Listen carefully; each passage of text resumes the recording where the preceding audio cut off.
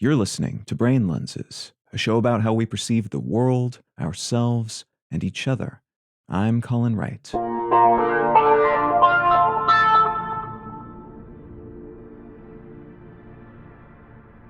In the context of learning and memory, retrieval refers to the act of revisiting information you've already committed to memory. When we form memories, we encode information and then store that information. Recalling a memory, be it a personal experience or a piece of data, like the date when a historical battle was fought, requires we retrieve that encoded information. This process is what allows us to know things and to have language and relationships. It's fundamental enough to biological survival that most living things have some kind of information storage and retrieval system, though many such systems are simpler in the sense that, as far as we know at least, there aren't consciousnesses attached to them. Not all memory, even in humans, is conscious though. Declarative, sometimes called explicit memory, is what we use when we want to remember names and dates and other intentionally stored data.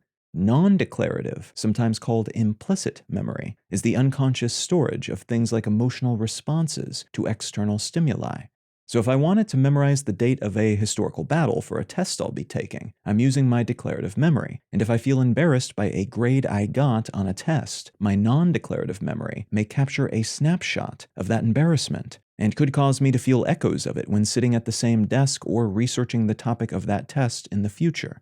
Retrieval is primarily used to revisit declarative memories, and there's evidence that our retrieval skills can be honed, making our recollection efforts more effective and efficient.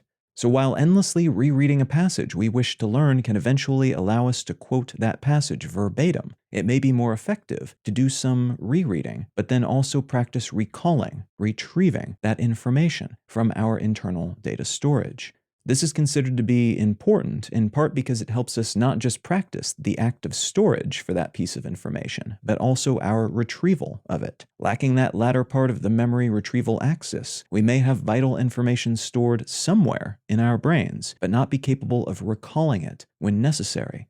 Repeating this store-retrieve process with many types of data over time can be beneficial to our future memorization efforts, as this seems to be a skill that can be honed and exercised. It's thought that part of the mechanism that allows us to do this is related to how we store things, but part of it is the consequence of our brain changing memories as we retrieve them. Each time we summon a piece of data from our memory storage, we adjust it slightly to make it more or less easily retrieved in the future, almost like adding bits of metadata that make searching for it a more or less ponderous, energy-intensive task the next time we go looking.